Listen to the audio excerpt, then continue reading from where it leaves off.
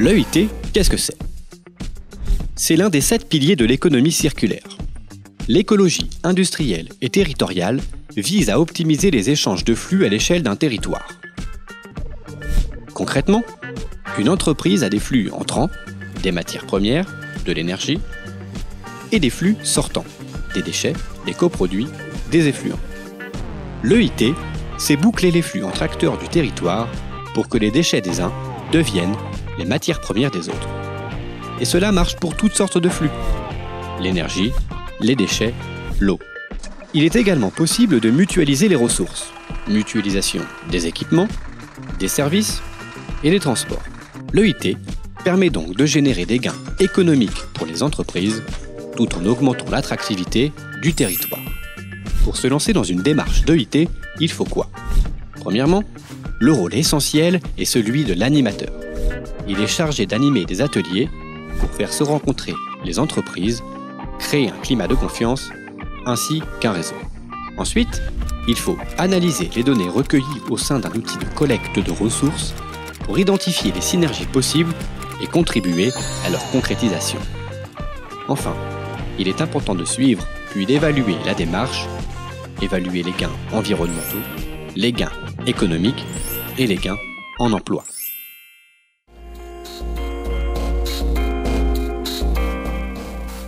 L'Institut était parti d'un constat en 2014, c'était que les expérimentations d'écologie industrielle et territoriale qui avaient été expérimentées en France depuis le début des années 2000 n'étaient pas véritablement adaptées au rythme des entreprises. Et on a proposé une méthodologie anglaise qui a obtenu des résultats intéressants en Angleterre, mais aussi à l'échelle internationale. C'est réunir l'ensemble des entreprises d'un territoire et de leur permettre d'interagir directement. Ça permet quoi? Ça permet d'amorcer véritablement une dynamique de coopération territoriale entre les entreprises. C'est 2 heures très serrées dans lesquelles les entreprises vont travailler pour détecter le maximum d'opportunités avec leurs voisins. Et on a eu 16 ateliers qui ont été conduits, 4 ateliers par région.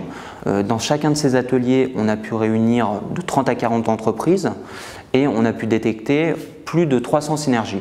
Suite à chaque atelier, on effectue bien sûr des retours d'évaluation et les retours des entreprises ont été très positifs. Le programme doit être au service des entreprises pour qu'elles gagnent en compétitivité.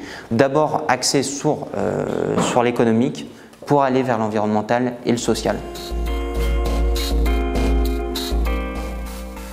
L'outil Actif est une plateforme cartographique qui permet de collecter des données de flux des entreprises. Ces données sont collectées par les chargés de mission CCI à l'occasion de visites ou à l'occasion d'ateliers, par exemple. Ça permet d'identifier des synergies potentielles entre différentes entreprises.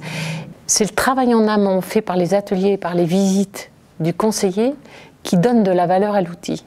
Et cette plateforme Actif, une fois que son moteur de recherche a croisé les données, permet vraiment d'accélérer et de faciliter les mises en relation.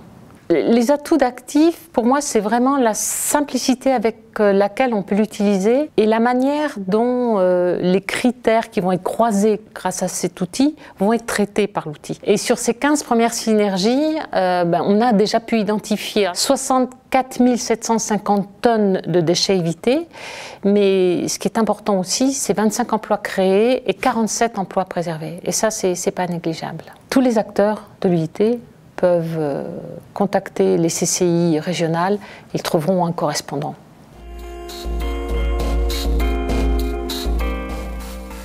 Ce référentiel a été le fruit d'un travail de 2 ans. Il a été créé par Auré, financé par l'ADEME et le CGDD. Mais il y avait aussi 3 bureaux d'études et 3 grands chercheurs. Il existe une 60aine de démarches à ce jour, voire plus, puisqu'il y en a beaucoup qui sont en train de démarrer en France. Le référentiel a 3 objectifs. Premièrement, de permettre à des animateurs d'évaluer avec les acteurs de leur territoire les démarches qu'ils sont en train de mettre en œuvre. Tout ça dans un souci de durabilité forte, c'est-à-dire qu'il y ait aussi des bénéfices environnementaux, pas que des bénéfices économiques. Il permet aussi à des visiteurs de regarder les indicateurs potentiels avant de se lancer dans une démarche d'écologie industrielle et territoriale. Il permet à des observateurs d'aller voir les bonnes pratiques, d'aller aussi collaborer avec d'autres animateurs, donc de s'enrichir. et aux financeurs de ces démarches pour avoir des visions un peu plus macro. Les indicateurs du référentiel Ellipse sont de 3 catégories: le bouclage des flux, la coopération multi-acteurs ou les richesses locales. Je pourrais citer: y a-t-il une structure d'animation pérenne pour la démarche en place? Le nombre d'emplois créés, les entreprises maintenues ou qui arrivent grâce à l'écologie industrielle ou territoriale, le nombre de synergies, de substitutions, de mutualisation, etc.